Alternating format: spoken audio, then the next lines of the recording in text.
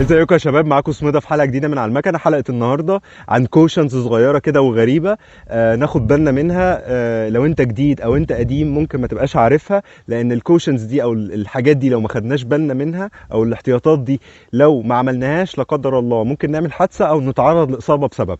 طيب، رقم واحد، ما تحطش حاجة حادة في جيوبك، ميدالية مفاتيح، اي حاجة حادة، اداة حادة. طبعا ما تحطش سكينة كتر في جيوبك، لان انت لا قدر الله لو حاطط ميدالية مفاتيح اللي احنا كل يوم بنحطها في جيبنا كل يوم، لا قدر الله لو وقعت ممكن المفتاح ده يعورك ويخش في جسمك.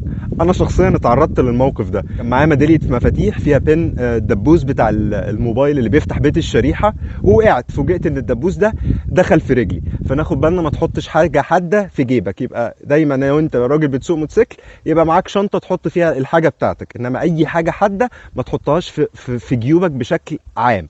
رقم اتنين، لو انت النهارده معاك سماعه في الخوذه او بتحط سماعه بلوتوث، هتسمع مزيكا، هتتكلم، ما تعليش الصوت على الاخر، لان لما بتعلي الصوت على الاخر انت بتعزل نفسك عن اللي حواليك، فده هيعمل لك مشكله. لا قدر الله عربيه بتكلكس لك، عربيه بتفرمل، انت لازم عينك وودانك طول الوقت شغالين، فلازم تاخد بالك. انت ممكن المرايه مش جايبه نقطه بس تسمع صوت العربيه، تسمع صوت التريلا اللي جايه من بعيد طايره، فان انت تعزل ودانك ده خطر جدا. فما تعزلش ودانك بنسبه 100%، اسمع مزيكتك، اتكلم في التليفون بس الصوت يبقى واطي، مدي مساحه لودنك انها تسمع اللي حواليك. النقطه اللي بعدها، رباط الجزمه. معلش الجزمه مطربه، احنا في الصحراء، رباط الجزمه ناخد بالنا منه ودايما ندككه جوه الجزمه واحنا سايقين الموتوسيكل. لا قدر الله ممكن يتكعبل في ناحيه، فتيجي تنزل رجلك ما تعرفش تنزل رجلك، فتلاقي نفسك وقعت ويبقى منظرك لطيف. او لا قدر الله ودي الاوحش، ان رباط الجزمه يلف مع الجنزير، ودي سيئه جدا، لانه لو لف مع الجنزير هتقع وانت ماشي. يعني السيناريو الاولاني لو اتلف حوالين عصايه الفرامل وجيت وقفت وسهيت وجيت بتنزل رجلك، هتلاقي رجلك عامله كده تقوم واقع. او السيناريو التاني انها تلف حوالين عصايه الجنزير، طبعا مش هنقول ان القوه هتشد رجلك وهتفرمها، بس يعني احتماليه انها توقعك برضو كبيره، فناخد بالنا جدا من رباط الجزمه. النقطه اللي بعدها، حامل الموبايل.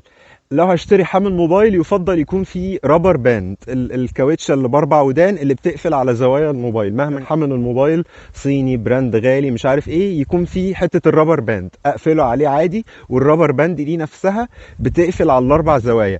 ليه بقى؟ لان في سيناريوهين، ان الموبايل لا قدر الله يطير على سرعه او الموبايل يتنتش منك. انا شفت الموقف ده كذا مره، ان يعني الحراميه منهم لله الموبايل محطوط على الحامل يقوم جاي ناتشه. انما لو الحامل فيه الرابر باند اللي بتربطه من فوق وتحت دي، لا هيقع على سرعه ولا حد هيعرف ينتشه ويجري.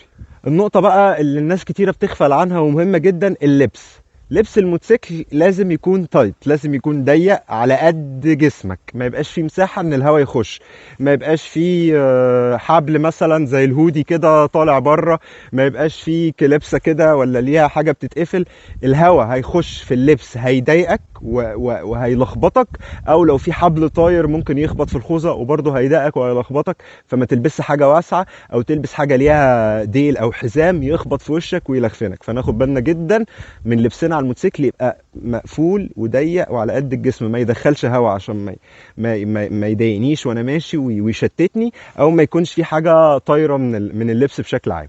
نقطة لطيفة برضو، وانت واقف سواء في إشارة أو واقف في الزحمة، تنزل رجل واحدة، اللي هي أنهي رجل؟ الرجل المسؤولة عن النقلات. الرجل التانية دايما تخليها ستاند باي جنب الفرامل، لا قدر الله الطريق نازل، حد خبطك من ورا، يبقى عندك الاوبشنين، ان انت تقدر تفرمل او ان انت ترفع الرجل التانية بسرعة وتقدر تنطلق، انما ما تنزلش رجليك الاتنين وتسيب الفرامل حرة. دايما وانت واقف وسط العربيات في إشارة، رجل على الفرامل تخليها ستاند باي والرجل التانية تخليها حرة. واخيرا الخوذة والماسك.